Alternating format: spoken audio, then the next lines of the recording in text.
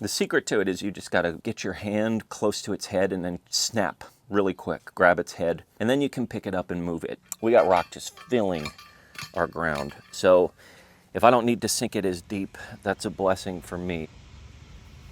Now that the potatoes are gone and cured up and ready to eat, I got to do something with that potato bed for the next few months because I'd like to plant potatoes again, but it's too hot right now, so I'm going to wait till the fall. So what to do with that potato bed in the meantime? Well, my favorite cover crop is buckwheat. So I prepped the bed for a round of buckwheat seeds and just loaded them up. Buckwheat's one of my favorite cover crops because, well, there's a few reasons. I think the biggest reason is because it grows so well here in our soil. We've got finicky clay soil. Even with the rich compost beds that we've worked for the past few years, it's still an issue. And so whenever we find a plant that grows really well, we stick to it. So number one, buckwheat grows easy. And that seems to be the case wherever buckwheat is used. It's a very popular plant all over the US just because it grows so easily. Number two, it grows quick. So here I am. It's been 2 days, 2 days since I put those seeds in the ground. And check it out now, guys. Look at this. They're a little toasty because of the warm weather. I'm gonna give them some water tonight.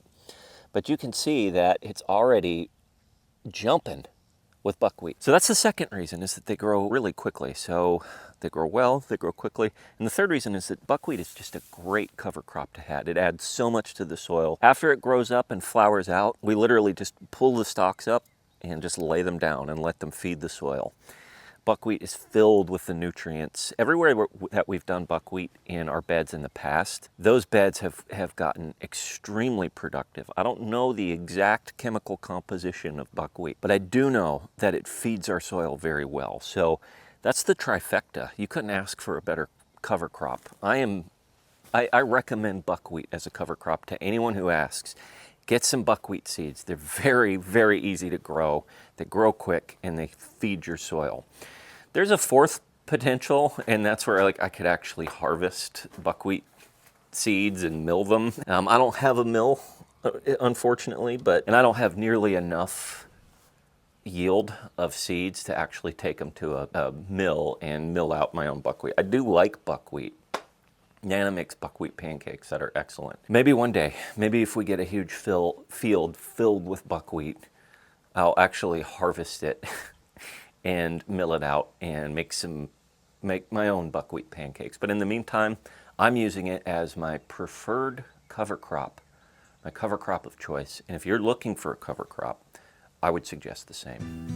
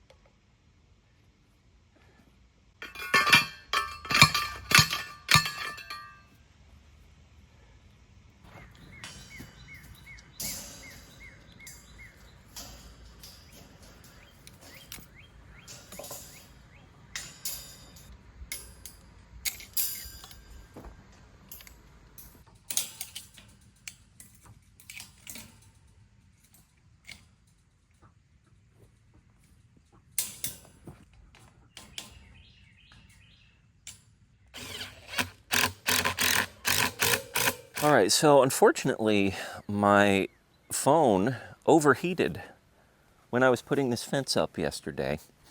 And I thought I was recording, but I wasn't. So I wasn't able to get all the details of the hog panel that we bought. But let me walk through it real quick. I think you may have seen most of the setup process. We're able to curl up 5 hog panels, 16-foot hog panels into the bed of the pickup truck. And that worked. We're able to transport them. And once I rolled them out, got them ready, I had already dug these trenches, which I think I showed at the beginning, these trenches to accommodate the hog panel because I want it to be slightly buried, not super deep. You'll note that this is only a few inches deep at its deepest part. And that'll help add rigidity to these. And so once I dug the trenches, I've only dug half of my layout. You'll see the layout as I work through it, but this is just kind of the beginning part. Testing to make sure that it works, and so far it does. So there's this holding post at the end. And this isn't permanent because right now I just put these regular exterior screws, deck screws in. That's not going to be sufficient. The corner stud of the barn is in great shape. Although this wood is not, this exterior barn wood is not in good shape, the actual stud on the inside is good. I will use that to affix this cover cap. That's what I'll call it. I'll call it a cap, a fence cap at the end. I'm not going to use these exterior screws to long term. I'm going to get some lag screws. These are just holding this cap in place while I get lag screws. I don't have lag screws at the moment, but when I do get them, they'll go in here. And I may actually replace this, I'm not sure just yet. But that's where the end of this fence is going to go, this hog panel. And then I put in T-posts every few feet. And these are shorter T-posts that we already had. Since the hog panel isn't super high, it's 34 inches or 36 inches, I don't need the 7-foot T-posts, which is a blessing because we've got rock. We got rock just filling our ground. So if I don't need to sink it as deep, that's a blessing for me. So these are maybe 2 feet deep instead of 4 feet deep, which we can manage with these. So I got these T-posts in every few feet, and I used these T-post clips to hook it in, and those worked pretty well.